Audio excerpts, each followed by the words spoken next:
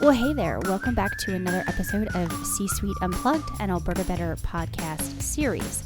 In this series, host Adam Legg talks to Alberta's top CEOs, entrepreneurs, and business leaders about their journey to the C-Suite, what keeps them up at night as an Albertan and as a leader in their industry, and what their outlook is for the future. On today's episode, Adam speaks to Mac van Wielingen, who is not only a renowned Canadian business leader, but one of the 5 original founders of the Business Council of Alberta, and is the new chair of the board of directors for BCA. And in this episode of C-Suite Unplugged, Mac shares stories from his career journey, how his parents inspired his leadership philosophy, thoughts on ESG, and perspectives on the most critical issues for Alberta and the role that business has in society.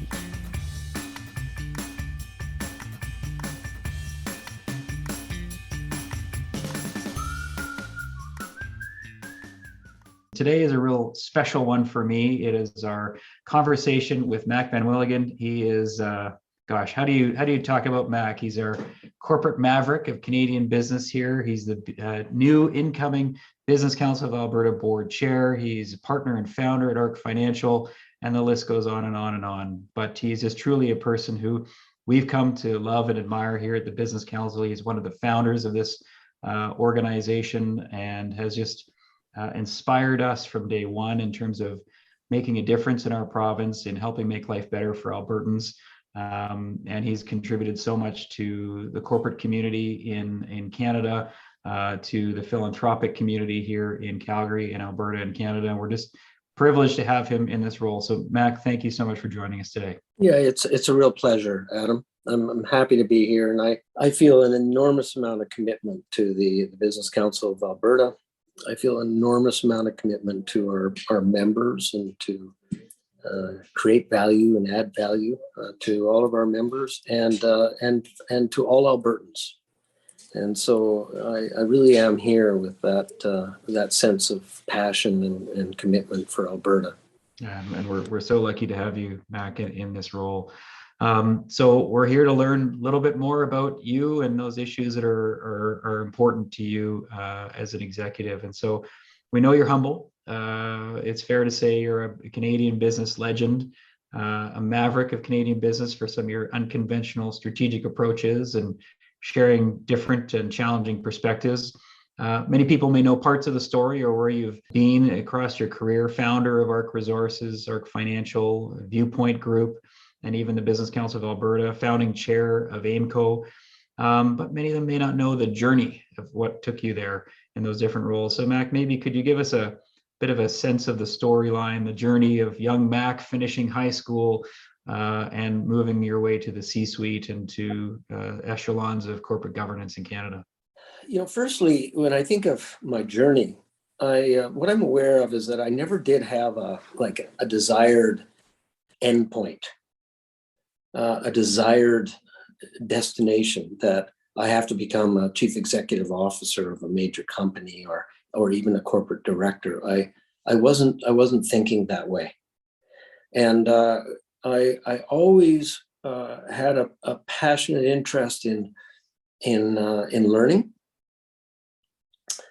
and in applying what I'm learning and in contributing. And to challenge myself in terms of what my potential is and how much can I really contribute.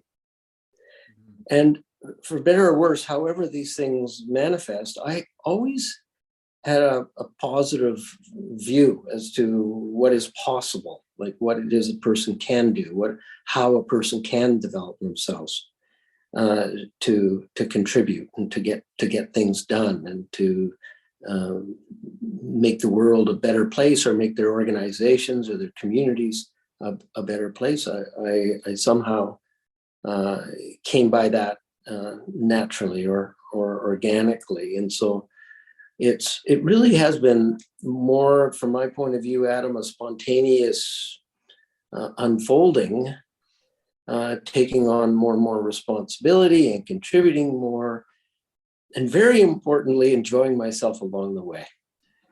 Exactly. Mac, what was the opportunity that you saw? Because you founded ARC Financial. It's grown to be correct me if I'm wrong, but the largest private equity firm investing in Canada's resource sector. When did you start that? What did you see as the opportunity, and how did you really make it grow to where it is today? Well, the seed for that really was expertise, focused expertise, specialized knowledge relating to the energy sector. And it was this whole quest I referenced about learning and going deeper and continually asking questions and seeking clarification in everything I was doing. And in doing that, myself and my associates and colleagues at the time developed certain unique understandings and also knowledge and expertise relating to oil and gas finance, energy finance broadly. And what we saw in Canada was the absence of any significant focused, specialized organizations, investment organizations, and advisory organizations in the energy sector. And so much of this work was going to various foreign entities who were flying into Calgary, and they'd come see us and they'd say, well, what's going on in the oil and gas sector? Where should we invest? And, it didn't take a lot of creativity for us to start asking ourselves the question, well, why are we giving all this information and these answers, in a sense, to these others? And not just when I say foreign, New York, wherever, but also, quite frankly, Toronto and Montreal. Mm-hmm. But there wasn't really anything in the West that was substantial and really focused. And so, Adam, it was a perception of an opportunity. It was something that didn't exist, that could exist, and could make a real difference. Mac, you've talked about your passion, lifelong approach to learning and curiosity. What, if you had to wrap up your leadership philosophy into a statement, what might that be? Well, if I was to choose just a few words, it would be something around relentless, passionate quest to understand and to see what is real and true. And if you can bring that into what you're doing as a leader, it's contagious. And then you're creating groups of people and organizations who see that, and they see it's modeled for them, and they feel the excitement of it. And that has been really has kind of been my contribution. One very funny little story about myself, Adam, is please do. In my first report card in grade 1, you can imagine, grade 1. The first feedback I ever got in writing from a teacher was, Mackie tends to sit back and listen, and at the end of the discussion, he summarizes for everybody. Now, that's interesting because people looked at that and they said, well, you had leadership stuff, but already then that was indicated. But actually within myself, I have always felt a certain tension when I feel that the content of discussions that we're all having is not, that we're not drawing the meaning from it and not then using it and applying it. And so that is, when you're asking about my history and my leadership philosophies, that is a huge part of what I've cultivated and I've attempted to bring forward. Yeah, I can only imagine grade 1 Mac. Come on, folks, we're not getting to the core issues here. Yeah. Mac, I mean, it sounds like that is a sort of an innate characteristic of you, but were there any interesting experiences or mentors along your career that helped shape your philosophy? Well, Adam, as you're aware, I mean, my family were immigrants into Canada. And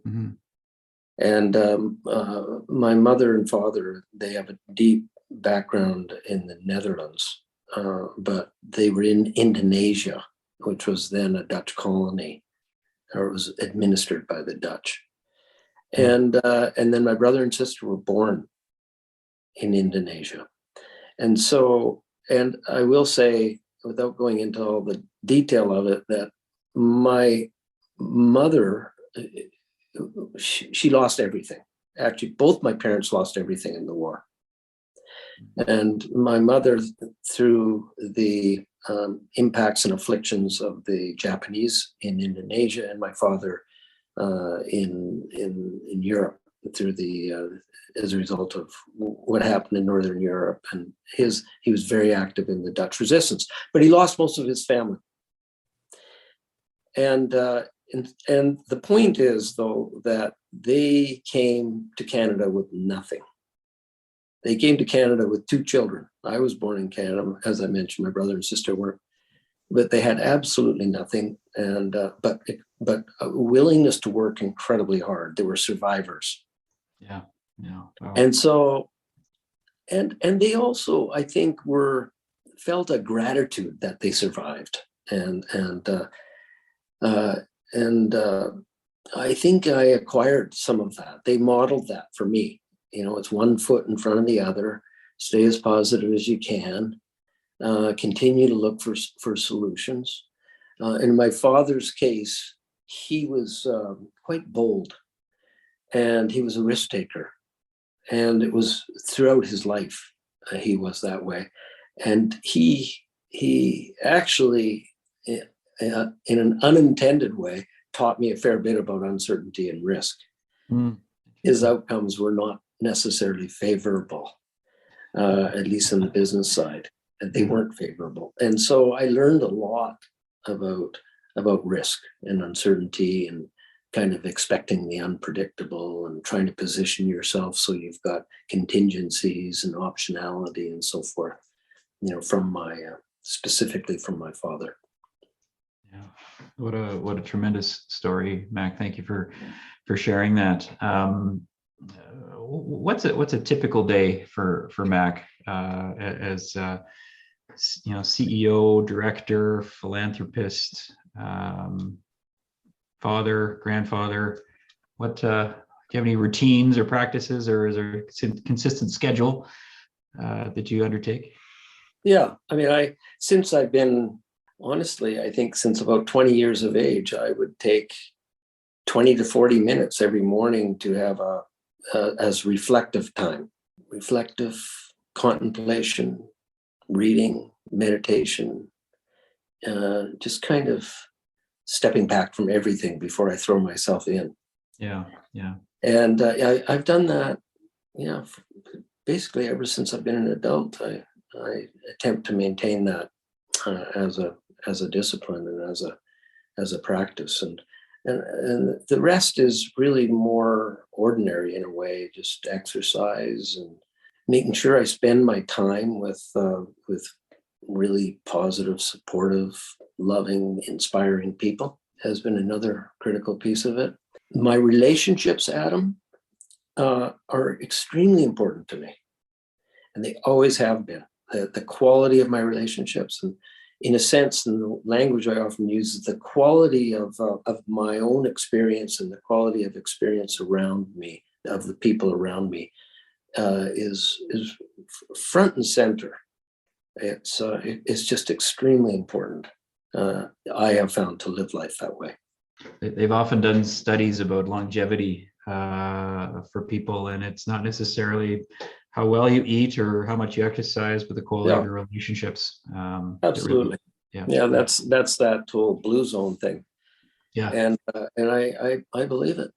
If there's nothing more powerful and nurturing than a close, supportive community. Mac, we get lots of listeners that are younger, earlier in their careers, and they love to hear advice from seasoned executives like you. What advice do you have for someone early on or starting their career? What have you learned that you would pass on to them as they're in the early stages? Well, it's cliche-ish to say work hard, but I hate to say it, but that's of critical importance, and to do what you say you're going to do, and if you can't do what you say you're going to do, that you communicate that as early as possible to whoever it is who's relying on you. And then I will get back to what I was saying earlier about the quality of experience is really, you're never really going to be successful in your career if you're not really in touch with your own experience and your own passions and what it is that you really enjoy, the process of creativity and how that feeds us. And so I really get back to that, is just being deeply in touch with your own experience and then to radiate that to others who you're working with. All the time, though, working hard. All the time, underscored. Yeah, that's the table stakes part of it. Yeah. Well, it is. It is table stakes. Yeah. It's insufficient in itself, but it is table stakes. Yeah, you're absolutely right. Max, switching to perspectives on Alberta, as we record this interview, we're about a month and a half into your tenure as the new chair of the Business Council of Alberta, and as you take on that role from Hal Quisley, our founding chair, who we're tremendously grateful for, what strategic issues are critical to the future of Alberta as you take on this chair role? Adam, firstly, I'm always looking for an opportunity to express my appreciation to Hal Quisley for coming in as Absolutely. our inaugural chair and others who came in vice chair roles. And yes. Don Farrell and Nancy stuff. Ron Mannix has played a pivotal role, and then I've been in there as well. And in terms of kind of go forward themes from myself as chair, I think we need to bear in mind that I was one of the original founders. Yes. And so I'm in this place where quite frankly, I kind of marvel at what it is that you and we and the whole team have been able to do in a relatively short time frame. And as you know, I have an extensive background in building businesses, and it's not easy to build organizations and get them humming, and where everybody's working well together, and we all know what we're doing and what our contribution is. But we've managed to do that at Business Council. And I feel a great deal of satisfaction that this has been achieved. And you, Adam, and Scott and all the others really deserve the credit for it. I think some of the original principles and the view, and this was largely Ron Mannix who originally saw the opportunity and thought this is something that we should do. I think all of that was really inspired, and we laid down the principles, I think in a very sound way, that we're nonpartisan, for example, specifically. And then in building out the organization, I think we've achieved a lot. But all of that is a way to say that I'm not coming into the Business Council of Alberta as chair thinking that I need to really fix something or turn it around or use it to lead a revolution, although there's a little bit of that in me. Yes. I will admit the last point actually didn't resonate quite as much as the other points, but what that revolution looks like, I don't think I'd call it a revolution. What I see my influence being is to maintain the ship, to build it stronger, to build our relationships so that they're stronger, to continue to build our credibility, to continue to build our influence. If there's one specific step that is in my mind now, it is to explore some creative ideas to try to create more cohesion within Alberta and more cohesion and influence in Western Canada, perhaps. And you and I've talked about this through relationships with other business councils, and to build our influence and build our credibility with the rest of Canada and with the national government. And so large parts of it is just to do more of what we're doing and do it better and to keep building the influence. But this particular perspective around cohesion, creating more cohesion, is I think is very important. Well, first off, Mac, thank you for the kind words, the work of the team, and you're absolutely right. It is a team effort, and we're so fortunate to have the amazing 8 other people that I work with, and the 5 founders and all of our members that make this work meaningful and important, and something that we can all be proud of. So I'm very grateful for your perspective on that and your leadership in that, and now taking on the role of chair. And we're in an interesting time in Alberta's history. As you say, we have a lack of cohesion provincially, I think even federally, nationally. We're speaking in the backdrop of many different blockades across the country in different places, Ottawa, southern Alberta, bridges going into the US, et cetera. And so I can't think of a more important theme to build upon than cohesion. It's truly, I think, a need for the country to find ways to move forward, because I think if you look at what the strengths and assets of this province and this country are, there are people in places that would kill to have what we have. Absolutely. Yes. And then the question is just how we can move in that direction, Adam. Like what can we realistically do, to try to increase a sense of cohesion and togetherness and collaboration, working together. What can the Business Council do, and pragmatically, and that gets more challenging. But I think that is something that we have to challenge ourselves to have all those discussions, and so that is I think a very important area for us. And I will also say, back in the old days, pre-COVID, when I was in Ottawa, I would talk to everybody I talked to, ministers, people in the Prime Minister's office. I talked about the issue of governance excellence and integrity and unity, and from the perspective of functionality, that you can't really function well as an organization or a community or as a country, unless you have a reasonable level of cohesion. And in a perfect world, that you'd have a very high level of cohesion. And to the extent that we're engaging with each other and creating divisiveness and fractures and polarization, and often, sadly, this is the product of political process. We're really tearing down our functionality. We're not going to function as well in this country. Yeah, we could actually, I think, apply a similar thinking, Mac, to the point we agreed on just a minute ago in terms of the evidence of longevity is really around the quality of our relationships. And I think that if you sort of apply that notion of relationships and cohesion to who we are as a collection of people in a province and a country, the outlook for the quality of our longevity as a productive community is limited. So I think you're absolutely bang on. Mac, you've written extensively on a number of topics, corporate governance and culture, and the future of the energy sector, and we'll put some links in our show notes for your website and the works that you've done. In December last year, you published an op-ed arguing the current conversation around ESG is insufficient, and we're missing a key aspect or letter E, another E, the economic side of things. You've published a paper entitled "What's the Future of Canada's Energy Sector?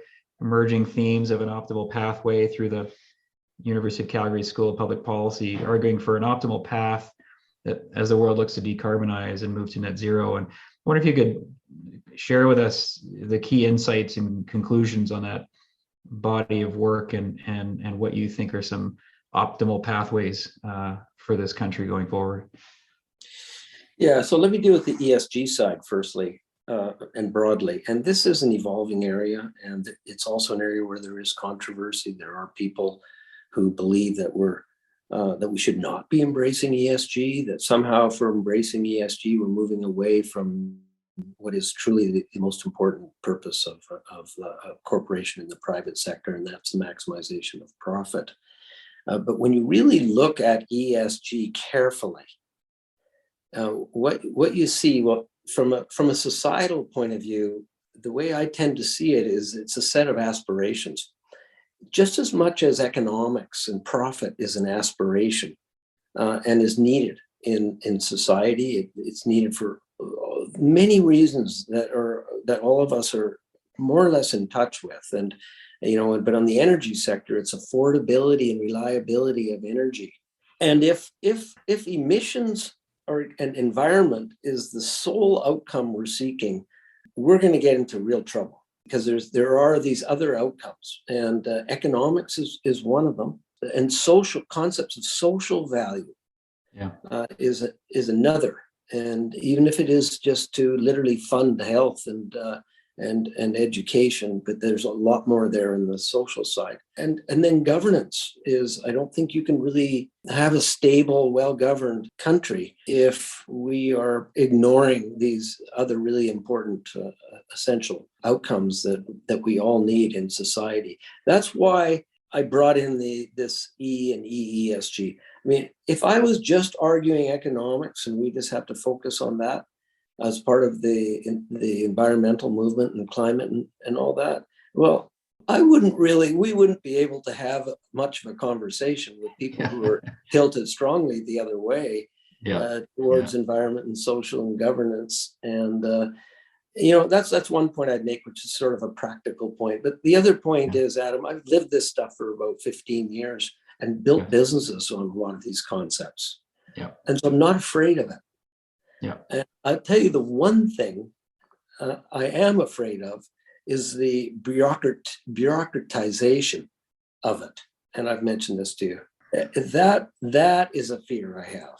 And that's one fear. The other fear is rigidity of perspective, where people say, well, this is the only thing that's important. I mean, that is something that we need to protect ourselves from. And so there are some ways in which people can get lost in all this, and which is why I think we need to look at it comprehensively. Yeah, it's I don't want to boil your ideas down to something so simplistic, but I've always often operated under this wise words that a former colleague of mine shared with me, and he said, you can get things good, cheap, or fast. You can have two out of those three, but you can't have all three. And it really forces some conversations around the trade-offs that you're willing to make. Exactly. There are trade-offs. Now, the best real-world example of these trade-offs and the conflicts and the problems that can be created is what has happened in Europe over the last 6 months. Absolutely.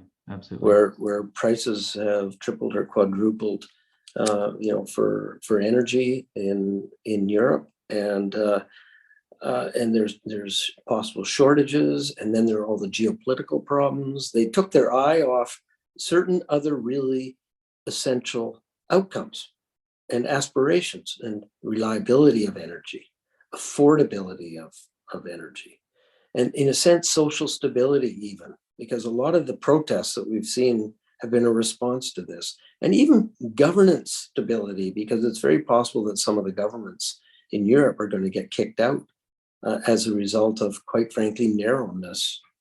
And it's not that the issue being pursued isn't important, and it's not that I don't want it to. I do, but you can't do it in a narrow way. You have to bring in a lot more fundamentals to be able to make it all happen.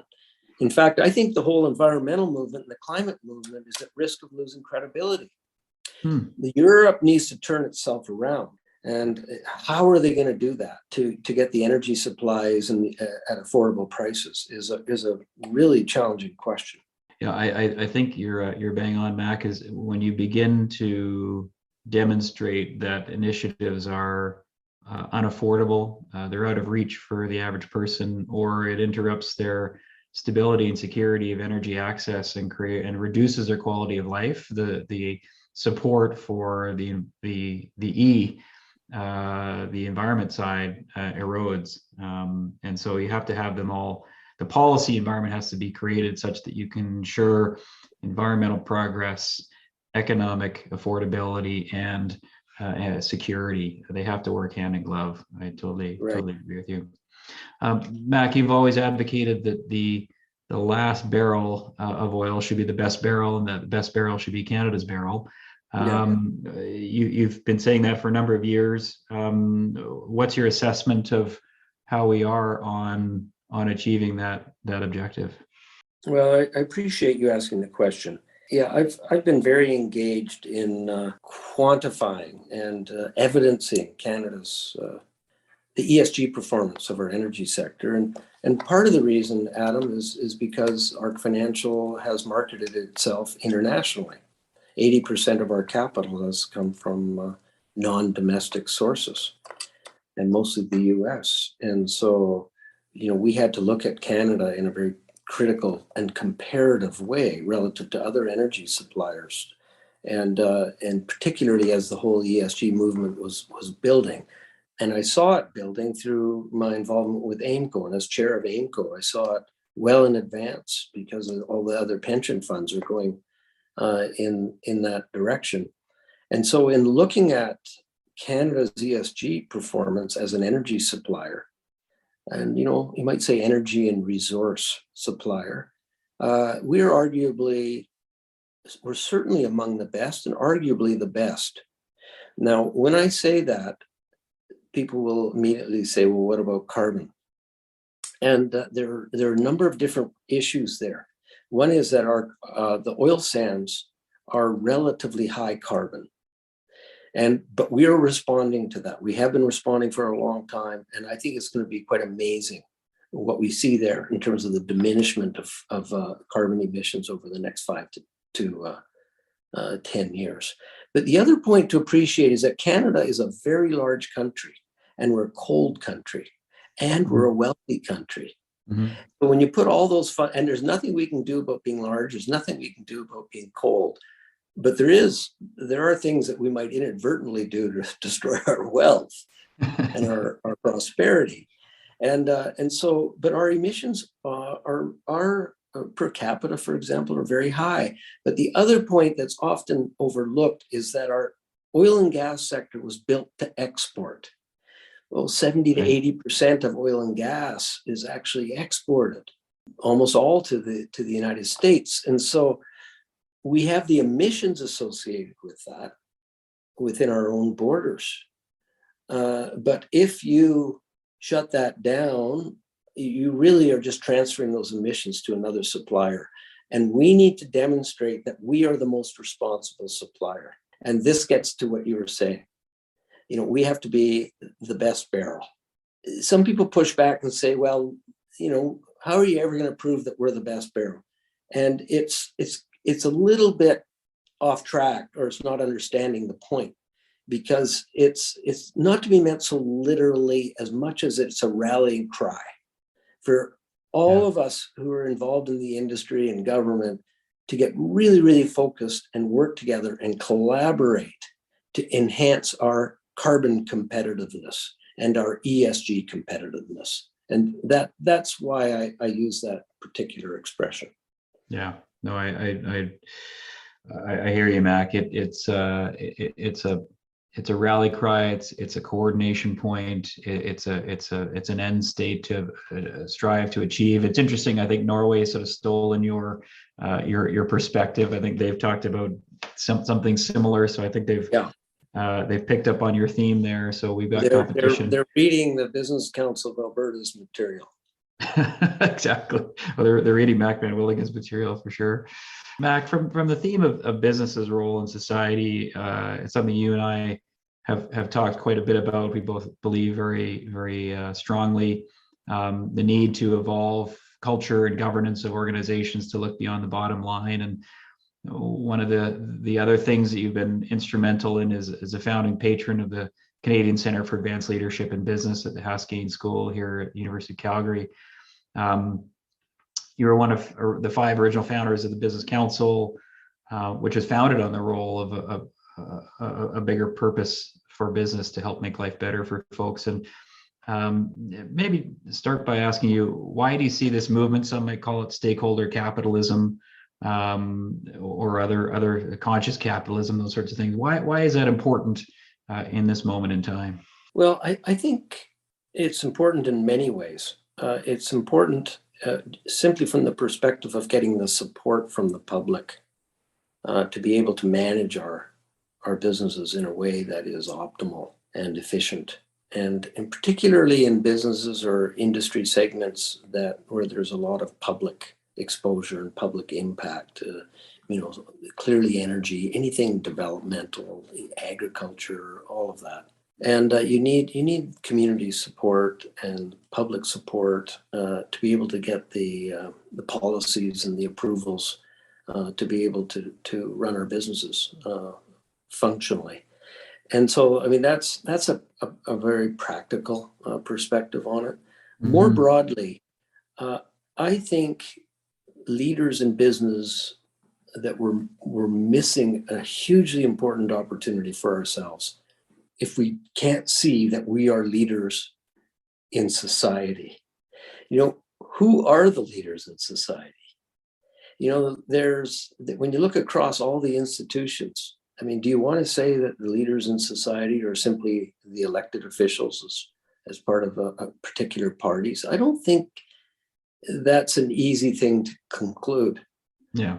I say that kind of a little bit facetiously. Yeah. But, across all the other major institutions, business, the private sector is hugely important.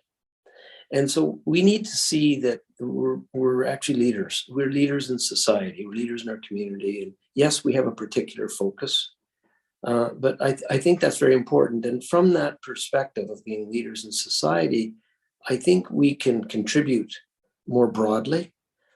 And it's not a matter of compromising our economic fundamentals. It's a matter of broadening, expanding, and in fact, increasing the probability that the trajectories that we're on will support value creation. And so it's all synergistic. In fact, it's a fascinating example of synergy in strategy, but thinking about it more broadly for society. It's in the business sector's interest. I don't usually like to put it that way, and because it sounds like, oh, it's just self-serving.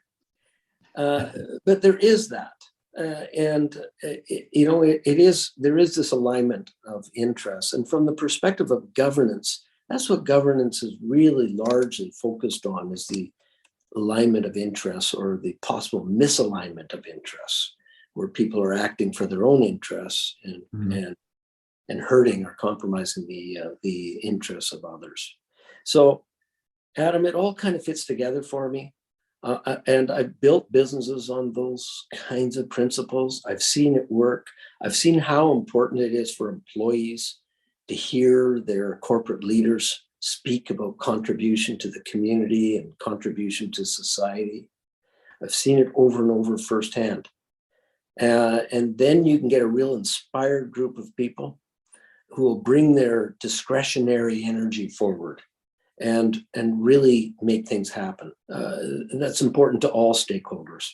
I haven't spoken to stakeholder capitalism in this discussion here.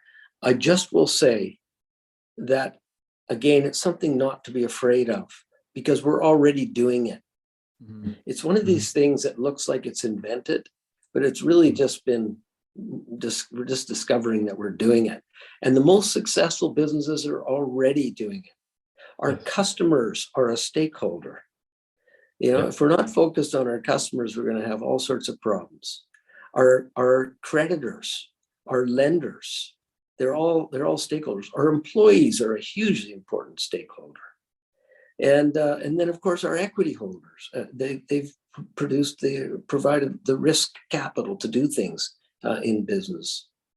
Mm-hmm. And in government, regulators and so forth. So I think it's just kind of discovering how important these relationships are and understanding that every one of these stakeholders has a unique set of circumstances that we need to pay attention to.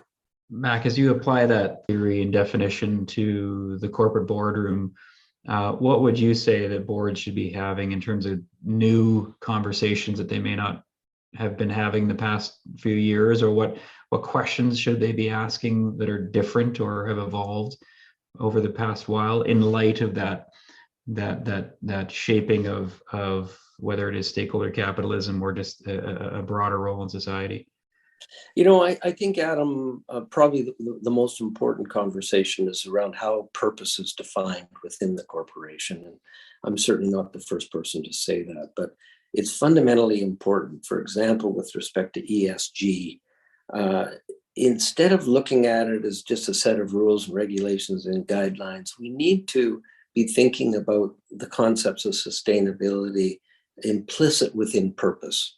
Now, some of my friends who are more maybe smarter than me and more conventionally focused will say, Mac, you've gone crazy. All we want to do is maximize profit. And I am saying, if that is your sole view, it probably will work against the longer term maximization of profit. Because you're not looking at all these other factors and conditions that can impose themselves and work against your ambitions. So if you really want to be successful, you better think more broadly than that. Yeah. As a result of that, Mac, or as board succession is thought about, are there new, different perspectives that need to be at the board table? We know there's a large drives for increasing diversity around the board table. That applies to gender, visible minority. Is it also include youth and occupation or strategic or technical capabilities? I think I'm right in the center of a lot of those kinds of debates. And, I think we have to be very careful. It depends a lot on the business and the organization and the industry as to what capabilities are needed. If it's like a consumer-based business, then you can have people who are more involved in the community and with different skill sets and more diverse skill sets. Whereas if it's very much a technical business, either digital technologies or engineering, you have to have directors on your board who really understand that particular focus area. And so it's very hard to generalize about, but I do think there has to be a commitment to diversity. And I also believe there should be targets for diversity. In the world, parts of the world are going into quotas. I'm uncomfortable with that. But if businesses can define their role more broadly and in terms of their purpose, a lot of these ambitions around diversity will feel more natural at the board table. Mm-hmm. But board of directors they're decision makers. They have decision-making responsibilities. And so you need people who are comfortable with that, making decisions and allocating capital and human resources and so forth. And so not everybody is. And so it's very difficult to generalize about how this is going to unfold, except there will be more diverse candidates and there will be more diversity that will surface. It'll never be fast enough for some people, but it is happening. I know it's happening. Mac, as we move to close here, what as you think about the next decade for Alberta, what do you hope it looks like in 10 years, and what we are able to accomplish and build? I'd like to see Alberta become clearly an inspiration and like a benchmark, a model for other, not just provinces, but other jurisdictions of the world as to how to manage ourselves in a way that it delivers prosperity in the broadest sense of the meaning of prosperity, which includes the social side, inclusivity, a greater sharing of the benefits for the larger population, and super high standards on the quality on the education side, the healthcare side, all public services, and really truly a broadly prosperous, highly productive, well-functioning, socially and psychologically and politically positive people. That sounds That's like a tall order, particularly the last part. Yeah, it is. It is to have that resilience as an set of individuals in a collective is so critical. That's something we need to focus on. Mac, is there anything you'd like to leave our listeners with? One thought, idea, impression as we close? Well, the one thing I have not mentioned, Adam, is about our Indigenous people, and I know that BCA is all over that issue, and it's an area of focus for us that we're going to be that will be referenced in some of our current work more explicitly. But I really do want to see more opportunities for our Indigenous people and to get the full benefits of very, very important citizens fundamentally in our province. And so, I will say that, I'll emphasize that. And I just will conclude, Adam, that it's a real pleasure for me to be involved with the Business Council of Alberta, and it's a pleasure for me to serve all our members and all Albertans.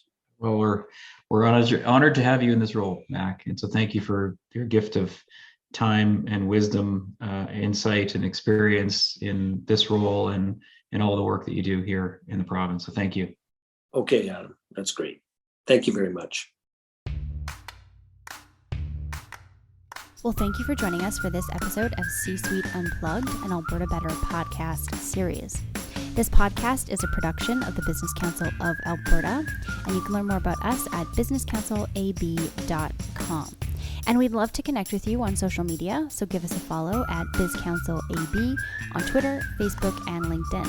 And if you loved this episode and want to support our message of shared prosperity for all, please be sure to head over to Apple Podcasts, Spotify, or wherever else you get your podcasts to subscribe, rate the show, and give us a quick review. New episodes drop every other Tuesday. Thanks for listening. We'll see you next time.